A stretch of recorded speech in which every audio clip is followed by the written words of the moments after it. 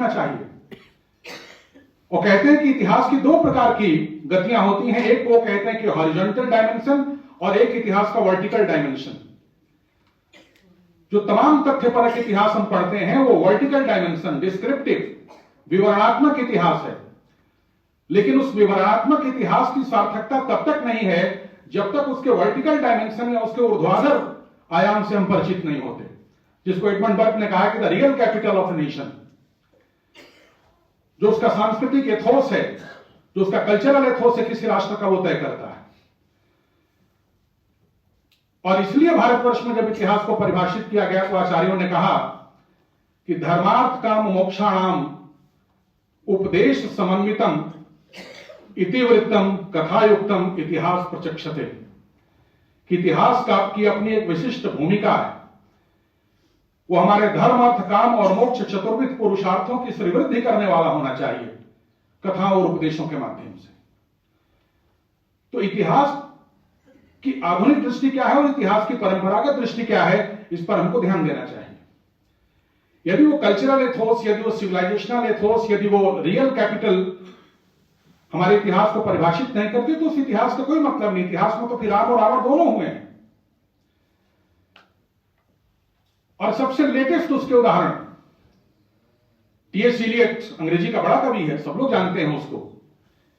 1938 के आसपास T.S.. Elliot के कुछ भाषण हुए जिनको 1939 में एक किताब के रूप में संग्रहित किया गया। उसका टाइटल है the idea of A Christian society. Favour and favour से किताब छपी है 1939 में। इलियट इस किताब में लिखते हैं कि the civilisation which is detached from its tradition, the society which is alienated from its culture is nothing but a mob, a mob which is susceptible to mass suggestions, and a mob will never be less than a mob even if it is well fed, well housed, well clothed and even well disciplined. क्योंकि उसके अंदर वो culture और civilisational ethos नहीं है, इसलिए ऐसी सभ्यता और संस्कृति का कोई मूल्य नहीं है। और इसी बात को आप देखिए 12वीं-13वीं शताब्दी के तो मध्यकालीन विचारक सेंट थॉमस, वो भी अपने शब्दों में कहते हैं, अद्भुत वाक्य है उनका। सेंट थॉमस कहते हैं कि it is much and more desirable and comfortable to have a little knowledge about higher things than a wide knowledge about lower things. कि ज्यादा सुविधाजनक और आवश्यक है कि हमें उच्च स्तरीय चीजों के बारे में थोड़ा ही ज्ञान हो, बजाय इसके कि तमाम घटिया चीजों के बारे में हमारे पास बहुत व्यापक जानकारी हो। तो यदि हमारे यहां इतिहास है तो उस इतिहास की अपनी कुछ विशेषताएं हैं। वो इतिहास नहीं है जिसे हम लोग आधुनिक इतिहास के रूप में जानते हैं। और इस बात को पश्चिमी और भारतीय दोनों विचारकों ने स्पष्ट किया है। ये भावावेश में गलतियां राष्ट्रवादी विचारकों से होती चली गई। आजकल भी उस प्रकार का एक राष्ट्रवादी उफान हम लोग देखते हैं, न केवल भारतवर्ष में बल्कि पाकिस्तान में, चीन में, अमेरिका में, फ्रांस में, न्यूजीलैंड में एक प्रकार का, उसी प्रकार का राष्ट्रवादी उफान हमको देखने में आ रहा है जो हमें शायद कहीं वर्ल्ड वॉर के बीच में देखने में आया था। और ये जो दो अवधारणाएं आपके सामने प्रस्तुत की जा रही हैं कि हमको विश्वगुरु बनना है और हमको महाशक्ति बनना है, बिना किसी राजनीतिक दल या बिना किसी राजनेता के ऊपर किसी प्रकार का कोई आक्षेप लगाए, मेरा आपसे निवेदन है कि इन दोनों बातों पर सुचिंतित तरीके से, प्रशांत चित्त होकर, दत्त चित्त होकर, सावधान होकर विचार करने की आवश्यकता है।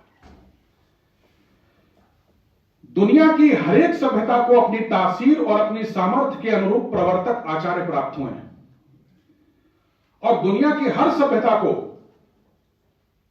उनके प्रवर्तकों ने जो स्थापित किया उसको एक्सप्लोर करने के लिए परवर्ती आचार्य भी प्राप्त हुए हैं। वो चाहे ग्रीको रोमन सोसाइटी में आप हेराक्लाइटस, पार्मेनाइडिस, पाइथागोरस, प्लेटो, सोक्रेटिस, अरिस्टोटल को लीजिए, आप चाहे सिसरो को लीजिए, बोथियस को लीजिए, प्लॉटिनस को लीजिए, चाहे आप मध्यकालीन यूरोपीय इतिहास में आप सेंट अगस्टीन को लीजिए, सेंट एक्विनास को लीजिए, आप मिस्टर एखार्ड को लीजिए, आप एडमंड बर्क को लीजिए, आप विलियम ब्लैक को लीजिए, आप रोजर स्क्रूटन को लीजिए, आप टी.एस. इलियट को लीजिए, आप जी.के. चेस्टरटन को लीजिए। एक लंबी और सुदीर्घ परंपरा उनके यहां भी है जो इस्लामिक और अरबिक ट्रेडिशन है उसमें अल बरूनी है, उसमें अल गजाली है, उसमें अल फराबी है, उसमें अबू बकर है, उसमें प्रोफेसर सैयद हुसैन नस्र है, उसमें फ्रिज ऑफ श्वान है। तो हर परंपरा को इस प्रकार के लोग प्राप्त हुए हैं। चीनी सभ्यता में लाओ त्से हैं, कन्फ्यूशियस हैं। तो बजाय इसके कि एक अनावश्यक दंभ में हम लोग अपने आंख कान बंद कर लें, जिस दुनिया में हम रह रहे हैं उसकी जरूरत यह है कि दुनिया के साथ हम एक स्वस्थ और सार्थक संवाद कायम करने की कोशिश करें।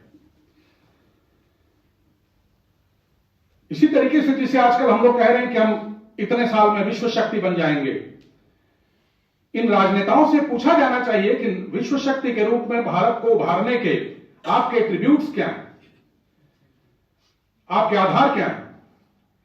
यदि आप चीन और अमेरिका और यूरोप को पीछे छोड़ देना चाहते हैं, उन्हीं के रास्ते पर चलते हुए, तो ऐसी विश्व शक्ति हमको नहीं चाहिए। चीन को चीन बनाने की कितनी बड़ी पर्यावरणीय लागत दुनिया को अदा करनी पड़ी है, यह हमको सोचना चाहिए। आज चीन में स्थिति यह है, सामाजिक विश्वास इतना दरका हुआ है कि 2/3 बच्चों के पिता उन बच्चों का डीएनए टेस्ट करा रहे हैं। अमेरिका में 50% बच्चे परिवार की व्यवस्था के बाहर पैदा हो रहे हैं, और यूरोप जो है वो थके हारे लावारिस बूढ़े लोगों का और तलाकशुदा परिवारों का और लावारिस बच्चों का एक महाद्वीप बनता चला जा रहा है। हमको यह भी देखना चाहिए कि इन महाशक्तियों को महाशक्ति बनने के लिए युद्ध का भय दिखा करके हथियारों का व्यापार, मौत का भय दिखा करके बीमा का व्यापार, बीमारी का भय दिखा करके औषधियों का व्यापार, और अब तो मनुष्य के अंदर जो वासना है उसको उद्दीपित करके पोर्नोग्राफी का व्यापार चल रहा है। यदि इस आधार पर आप भारतवर्ष को विकसित करने की चेष्टा कर रहे हैं तो इस पर बहुत गंभीरतापूर्वक पुनर्विचार करने की आवश्यकता है। तो जब आप अतिशय आवेग में होते हैं तो ऐसी बातें निकलना और होना यह स्वाभाविक हो जाता है। तो दूसरी धारा यह रही, इसको भी हमको पहचानने की कोशिश करनी चाहिए और इससे हमको सचेत भी रहना चाहिए, इससे प्रेरित भी होना चाहिए। उसमें हमको प्रेरित करने वाले भी बहुत से सूत्र हैं, लेकिन हमको सचेत और सावधान भी रहने की आवश्यकता है। तीसरी धारा जो हमको दिखाई देती है इस बीच में, वो भारतीय विश्वविद्यालयों में छाई हुई धारा है, जिसे हम लोग समाजशास्त्री और नृशास्त्री, सोशियोलॉजिकल और एंथ्रोपोलॉजिकल पर्सपेक्टिव कहते हैं।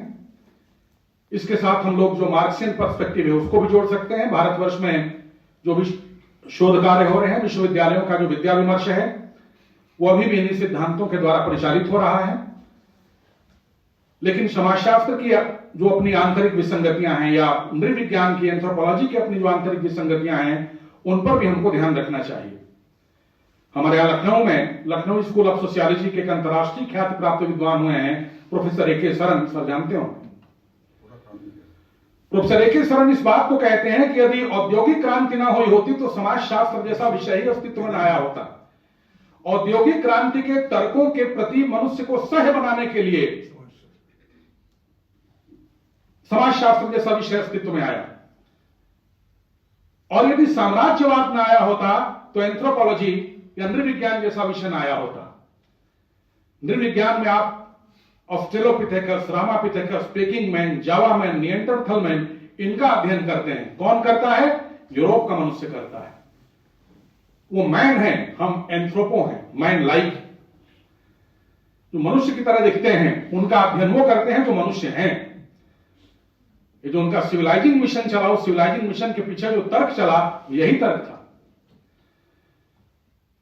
और एक धारा जो आजकल अभी भी व्याप्त है कि जो उत्पादन के साधन है, उन साधनों के आधार पर जो सामाजिक संबंध निर्मित होते हैं, उसके आधार पर भी चीजों को देखने समझने की कोशिश की गई, जो हमारा मार्क्सियन पर्सपेक्टिव है। तो ये 4-5 मुख्य पर्सपेक्टिव या मुख्य धाराएं रही जिनसे भारतवर्ष के विश्वविद्यालयों का जो पाठ्यक्रम है वो संचालित होता है। आप किसी भी विश्वविद्यालय का किसी भी विषय का पाठ्यक्रम उठा करके देख लीजिए, वो चाहे सोशियोलॉजी हो, वो चाहे एंथ्रोपोलॉजी हो, चाहे पॉलिटिकल साइंस हो, इकोनॉमिक्स हो, लैंग्वेज हो, हिस्ट्री हो, फिलॉसफी हो, लॉ हो, साइकोलॉजी हो, उन सभी के पाठ्यक्रम और उनकी दशा और दिशा को तय करने में इन विचारधाराओं की महत्वपूर्ण भूमिका है। और जितने सिद्धांत पढ़ाए जाते हैं, वो चाहे लिबरलिज्म हो, वो चाहे नियो लिबरलिज्म हो, चाहे लिबर्टरियनिज्म हो, वो चाहे मार्क्सिज्म हो, वो चाहे सोशलिज्म हो, वो चाहे नियो मार्क्सिज्म हो, वो चाहे मल्टीकल्चरलिज्म हो, वो चाहे पोस्ट मॉडर्निटी हो, वो चाहे फेमिनिज्म हो, वो चाहे एनवायरमेंटलिज्म हो, इन सभी को आगे बढ़ाने में जिन विचार दृष्टियों का योगदान है वो यही विचार दृष्टियां हैं। तो हमको इस तरीके से हम जिस बौद्धिक वातावरण में हैं उसकी समीक्षा करने की कोशिश करनी चाहिए। लेकिन इसी भारतीय स्वाधीनता संग्राम के दौरान जब देश को आजाद कराने का यत्न चल रहा था, कुछ ऐसे भी विचारक थे जिनका यह मानना था कि आधुनिक पश्चिम की प्रेरणा से उत्पन्न इन प्रत्ययों के माध्यम से हम भारतवर्ष की सभ्यता और संस्कृति के सूत्र को नहीं समझ सकते। और उन्होंने भारतवर्ष की सभ्यता और संस्कृति के सूत्र को समझाने की भारतीय दृष्टियां विकसित करने और उसको इंगित करने की चेष्टा की। इसमें हम लोग सबसे पहले महात्मा गांधी का नाम ले सकते हैं और उनकी पुस्तक हिंद स्वराज का नाम ले सकते हैं। आप जानते हैं कि हिंद स्वराज महात्मा गांधी ने 1909 में इंग्लैंड से साउथ अफ्रीका वापस जाते वक्त किल्डोन एंड कैसल नामक एक जहाज पर लिखी थी। उस किताब को लिखने के लिए वो इतने व्यग्र थे कि एंथनी परेल ने लिखा है कि जब उनका दाहिना हाथ थक जाता था तो बाएं हाथ से लिखने लगते थे। गांधी जी दोनों हाथों से लिखते थे। उसी जहाज से उन्होंने कुछ बड़े विचारकों के पत्रों का उत्तर भी दिया है। गांधी जी अपने हिंद स्वराज में आधुनिक यूरोपीय समाज की जितनी आत्ममुग्धकारी उपलब्धियां थी उन सभी को ज्ञान मीमांसा के स्तर पर खारिज किया है। वो चाहे उनकी न्यायिक संस्थाएं हो, वो चाहे उनकी राजनीतिक संस्थाएं हो, वो चाहे उनकी विज्ञान की दृष्टि हो, वो चाहे उनकी चिकित्सा की दृष्टि हो या उनकी कानून की दृष्टि हो। इन सभी को बड़े साहस के साथ गांधी जी ने हिंद स्वराज में निरस्त करने की चेष्टा की है। 1909 में ही एक दूसरी किताब आती है, एशियज इन नेशनल आइडियलिज्म, और इस पुस्तक के लेखक आनंद कुमार स्वामी, इनके नाम से कम लोग परिचित हैं। पंडित नेहरू ने भी अपनी किताब डिस्कवरी ऑफ इंडिया में आनंद कुमार स्वामी को एक आर्ट हिस्टोरियन के रूप में रेखांकित किया है, लेकिन आनंद कुमार स्वामी केवल आर्ट हिस्टोरियन नहीं थे। आनंद कुमार स्वामी अपने इस पुस्तक की प्रेफेस में लिखते हैं कि nations are made not by traders and politicians but by poets and artists. राष्ट्रों का निर्माण राजनीतिज्ञों और व्यापारियों के माध्यम से नहीं हुआ करता, बल्कि कलाधर्मियों और संस्कृति कर्मियों के माध्यम से होता है। आनंद कुमार स्वामी एक ऐसे विचारक हैं जिनकी 3 प्रकार की रचनाएं हैं। कुछ समाजार्थिक राजनीतिक विषयों पर लिखी गई रचनाएं हैं, उनकी कुछ रचनाएं तत्वशास्त्रीय रचनाएं हैं और उनकी कुछ रचनाएं कला शास्त्रीय रचनाएं हैं। सबसे खास बात आनंद कुमार स्वामी के साथ यह है कि उनकी तीनों प्रकार की अगर आप रचनाओं को देखेंगे तो उनमें आपको अखंडित वैचारिक एक सूत्रता दिखाई देगी, एक आइडियोलॉजिकल इंटीग्रिटी, एक कंसिस्टेंसी आपको आनंद कुमार स्वामी की तीनों प्रकार की रचनाओं में दिखाई देगी। उनकी जो समाजार्थिक और राजनीतिक विषयों पर लिखी गई रचनाएं हैं, वो चाहे east and west and other essays हो जो ओला बुक्स कोलंबो से छपी है, वो चाहे उनकी एशियज इन नेशनल आइडियलिज्म हो जो मुंशीराम मनोहर लाल से छपी है, और चाहे उनकी पुस्तक spiritual authority and temporal power in the Indian theory of government हो। इन तीनों रचनाओं में आपको भारतीय प्रत्ययों के माध्यम से आप कैसे शिक्षा को, संस्कृति को, राजनीति को समझ सकते हैं, इसको दिखाने का प्रयास आनंद कुमार स्वामी ने किया है। उनकी जो तत्वशास्त्र या मेटाफिजिक्स से रिलेटेड रचनाएं हैं, वो चाहे figure of speech and figure of thought हो, वो चाहे टाइम एंड एटर्निटी हो, वो चाहे हिंदुइज्म एंड बुद्धिज्म हो, वो चाहे डांस ऑफ शिवा हो जो उनकी सबसे प्रसिद्ध रचना है, उसमें उन्होंने भारतीय समाज और भारतीय चिंतन मनन की जो उसका जो तात्विक विन्यास है उसको हमारे सामने रखने की कोशिश की है। और उनकी जो कला संबंधी रचनाएं हैं, वो चाहे आर्ट एंड स्वदेशी हो, वो चाहे इंडियन एंड इंडोनेशियन आर्ट हो, वो चाहे Christian and oriental philosophy of art हो, वो चाहे transformation of nature in art हो, वो चाहे यक्षा हो, वो चाहे विश्वकर्मा हो, इन सभी प्रकार के रचनाओं में आप देखेंगे कि एक तात्विक एक रूपता के दर्शन आनंद कुमार स्वामी के यहां होते हैं। कला के संबंध में आनंद कुमार स्वामी कहते हैं कि कला और कुछ नहीं है, बल्कि जो हमारा तत्व दर्शन है, उस तत्व दर्शन की रूपात्मक और रसात्मक अभिव्यक्ति ही कला है, और कला कुछ नहीं है। और इसलिए वो आधुनिक कला या रेनेसां काल की कला के बहुत कटु आलोचक है। वो मानते हैं कि व्यवहारिक कला और ललित कला जैसा कोई भेद कलाओं में नहीं होता। कला को हम जीते हैं, कला केवल आर्ट फॉर द आर्ट से के विचार से आनंद कुमार स्वामी सहमत नहीं थे। वो कला को हमारे लिए 3 प्रकार से उपयोगी मानते हैं। वो मानते हैं कि कला हमारे लिए अपलिफ्टमेंट का भी साधन है, आत्मोन्नयन का भी साधन है, जिसको ग्रीक भाषा में एस्केसिस कहते हैं।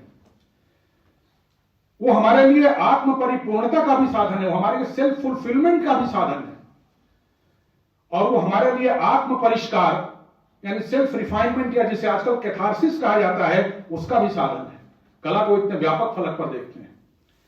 विद्यार्थियों को विशेष रूप से आनंद कुमार स्वामी की इन रचनाओं को देखने की कोशिश करनी चाहिए कि कैसे वे भारतीय या किसी भी पारंपरिक सभ्यता के विचार तत्व को स्पष्ट करने की चेष्टा करते हैं, और वो मानते हैं कि आधुनिक प्रत्ययों के सहारे आप पारंपरिक प्रत्ययों को आप कभी नहीं समझ सकते।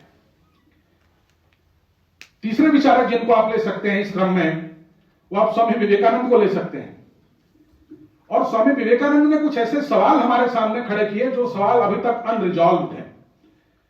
East and west, matter and mind, spirituality and materialism, ये कुछ ऐसे सवाल विवेकानंद ने अपने जीवन से हम लोगों के सामने प्रस्तुत किए जिनका समाधान करना ये हमारे लिए एक चुनौती है।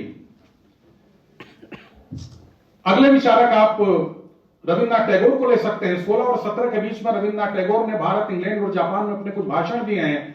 उनके वो भाषण नेशनलिज्म के नाम से ही प्रकाशित है, और उन्होंने बताया कि वस्तुतः नेशनलिज्म का जो प्रॉपर स्वरूप है उसके क्या एट्रीब्यूट्स होने चाहिए, और यदि आप उसके अतिशय आवेग में पड़ते हैं तो उसके क्या खतरे हो सकते हैं।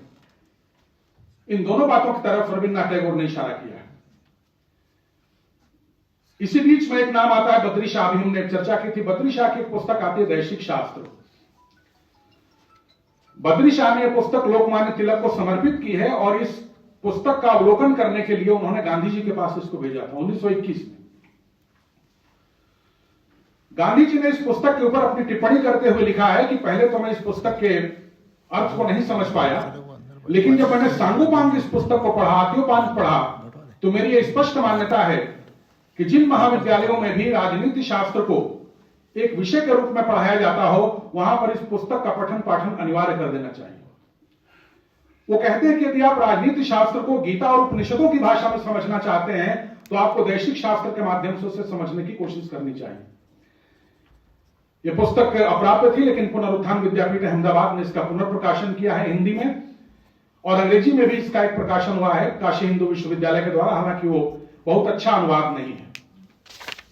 दैशिक शास्त्र, दैशिक शास्त्र पुस्तक बद्री शाह को, जो अल्मोड़े के रहने वाले थे, वहीं पर कौशिकी नदी के किनारे रहने वाले एक सोमवारी जी बाबा थे, उनके आशीर्वाद से प्राप्त हुई थी। मैं यहां से दूसरा संकेत आपके साथ शेयर करना चाहूंगा कि भारतीय मनीषा को गढ़ने में, भारतीय बौद्धिक निर्मिति को बनाने में हमारे यहां साधु संतों और आचार्यों की भी बड़ी भूमिका रही। दुर्भाग्य से जो हमारा विश्वविद्यालय अकादमिक विमर्श है, उस विश्वविद्यालय अकादमिक विमर्श में ये सभी लोग बाहर हैं, कभी इनकी चर्चा नहीं होती। इन चीजों को गढ़ने में स्वामी करपात्री जी महाराज की बड़ी भूमिका है। जितने भी बड़े प्रश्न हैं,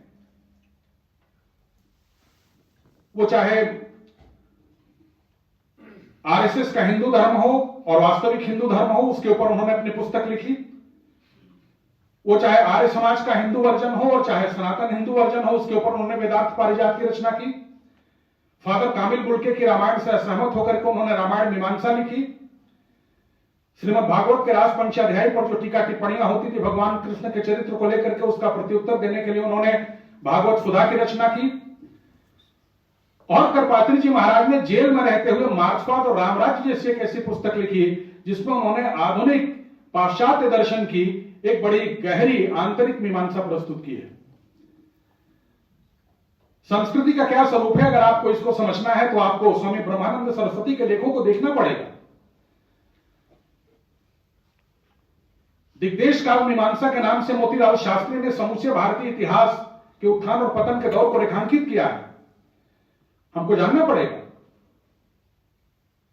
हमको गिरधर शर्मा चतुर्वेदी, हमको महामहोपाध्याय पंडित गोपीनाथ कविराज, हमको विश्वनाथ शास्त्री दातार और इन लोगों के जो परवर्ती व्याख्याकार हुए हैं, वो चाहे विद्यानिवास मिश्र हो चाहे वासुदेव शरण अग्रवाल हो, इनकी रचनाओं से भी अपना संबंध बनाना पड़ेगा।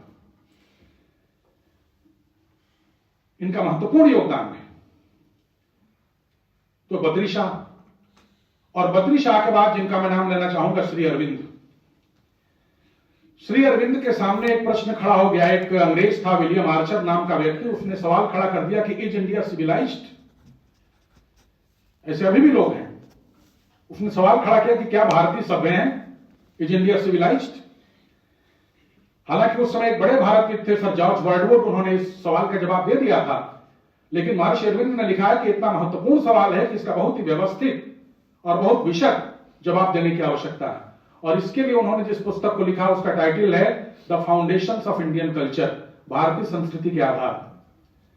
भारतीय विचारकों में सबसे व्यवस्थित और सबसे विशद अगर किसी ने विचार विमर्श किया है तो महर्षि अरविंद ने, और उनकी सारी रचनाएं पांडिचेरी आश्रम ने बहुत व्यवस्थित तरीके से प्रकाशित की हैं।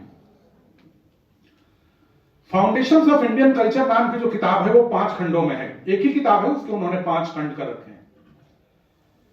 पहले खंड में वो ये बताते हैं कि भारतीय आध्यात्मिकता का स्वरूप क्या है, जो इंडियन मेटाफिजिक्स है, जो स्पिरिचुअलिटी है, उसका क्या फॉर्म है। दूसरे भाग में वो बताते हैं कि उस मेटाफिजिक्स के माध्यम से जो दर्शन और धर्म की उत्पत्ति होती है, जो रीत की व्यवस्था सामने आती है, उसका क्या स्वरूप है।